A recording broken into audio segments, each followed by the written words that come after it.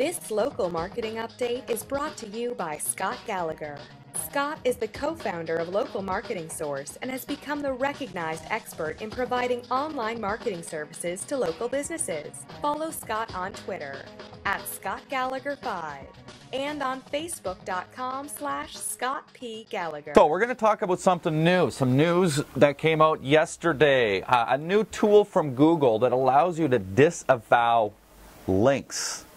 Now, with the recent updates, and I experienced this personally, with the recent updates of Penguin and Panda, a lot of people have been hit in the SEO community in a variety of different ways. And we're talking a lot about how to bounce back from that situation and what needs to be done. One thing that we've really learned is that Google looks at percentages of links that are going to your site. And so if you've got, say, 20% of your links are one specific anchor text, well, that exceeds the threshold that Google knows as good or healthy.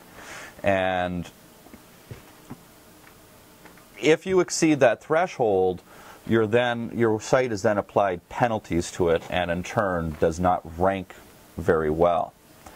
And so in Google Webmaster Tools that we've seen their Webmaster Tools transform over the last 3 years, it allows us as internet marketers to get additional information. And we can go in there and identify how many links we got coming to our website and what type of anchor text we have coming to that website. And sure, we don't know specifically what ratios are going to throw the flags, but we do know a little bit. We know that, for example, 20%. If you've got more than 20% of your links coming in with one anchor text or more, you're way off the hop. You'd probably want to try to achieve or stay within 5 or 6 percentage points maximum. Also, the idea of anchor text is not as relevant these days for exposure.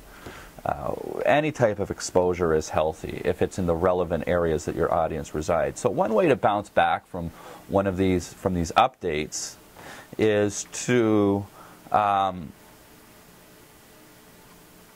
curb that ratio. In other words, do we go and remove old links, or do we go and create new content with new links? Well, a lot of SEOers are going and removing those old links and removing that content, and that was Google asked us to do and whatnot. And the more I thought about that didn't make a lot of sense. It was, well, if these ratios are bad, I can focus my time and energy on specifically what I'm supposed to be doing and creating quality content and getting the exposure in the right spots. And slowly over time changing those links. I've got 48,000 links going to my website, my personal blog. We never did this for our clients. We never did a lot of the spammy techniques. So my clients weren't affected. My business websites weren't affected.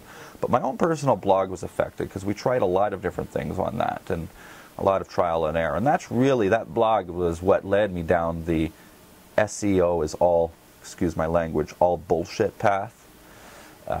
That SEO really is a manipulation. What we should be doing is focusing on internet marketing.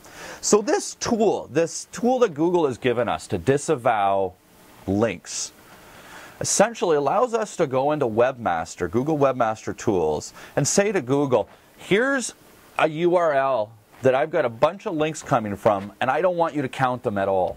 I want you to get rid of them. I mean, that makes a lot of sense. It's a lot easier to do that because Google knows, hey, some of us have tried things in the past. We're trying to do good things now. Let's go ahead and check this out.